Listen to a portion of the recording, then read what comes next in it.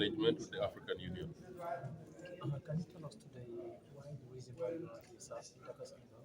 Well, we are here. I am sure Senegalese are aware of the challenges in the West African sub-region, especially in the Sahel, Mali, Burkina Faso, and Niger. So we are bringing together the chiefs of intelligence here in the context of what we call the Nouakchott process, so that they can assess the situation in the Sahel and come up with coordinated solutions to the challenges that we are confronted with. And we chose Senegal because Senegal is a key leader in this region and has been given a mandate by ECOWAS to work with the three Sahelian countries, Mali, Burkina Faso, and Niger, in order to ensure that they are kept in the community, but also that we are able to respond to the terrorist threat in those three countries. Can we know some of the challenges? Well, I think the major challenge has been how do we coordinate our responses? Because quite often what we see, there are a lot of initiatives, but these initiatives are not coordinated.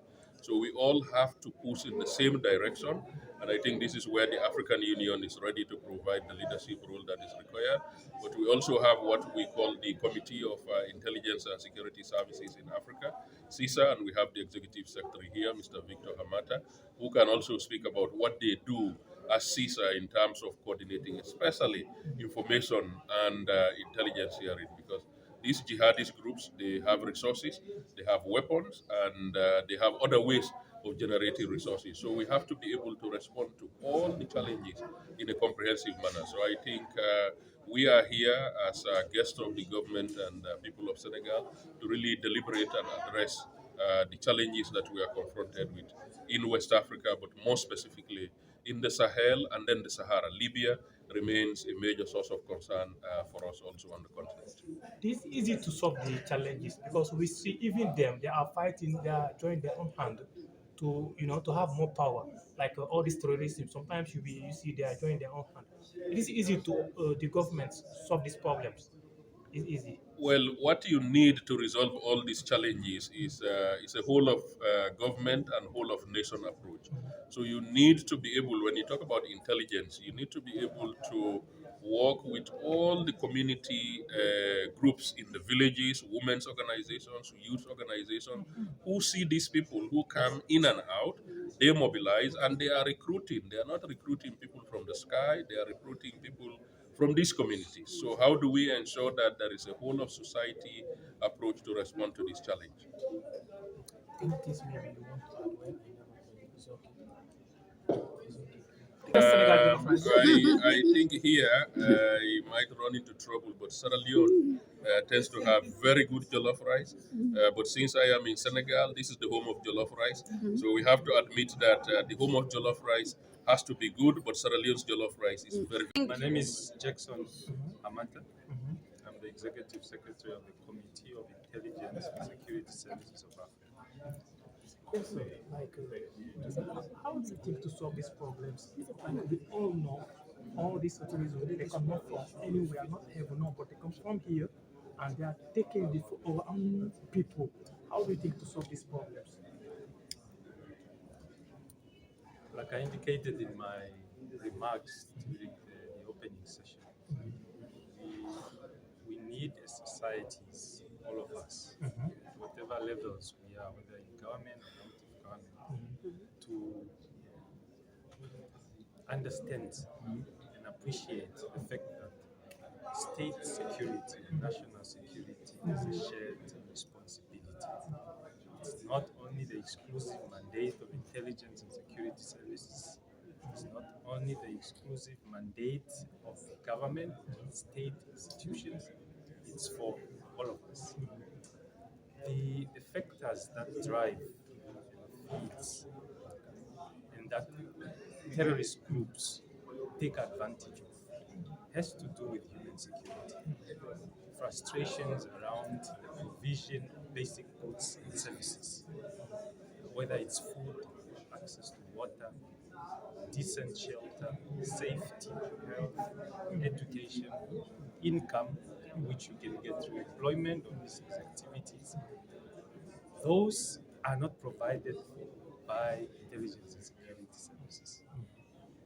They are done through government policies that ensure that their provision what people are employed, so that you build the resilience of the communities, so that you touch the innate ability, inborn abilities of human beings to use their rational mind, taking risk and benefit analysis in whatever that they do, to understand that I cannot engage in terrorist activities because I risk losing my life. But if I have access to everything that I need, basic goods and services, what do I want to achieve by risking to lose my life by engaging in criminal activities? That's will go a step far in addressing these issues, whether it's terrorism or just insecurity in general or criminal activities in general. Can we know how many percent in Africa are this one involved in this terrorism issue in Africa? How many percent? Let's approach it from the angle of saying most of our countries are affected in one way or the other. It could be that the country is affected by experiencing attacks that are causing civilian death, destruction of properties, whether it's for government or private properties. But even where terrorist groups are not active in terms of attacks, they could be using those territories to generate funds to fund terrorist activities elsewhere.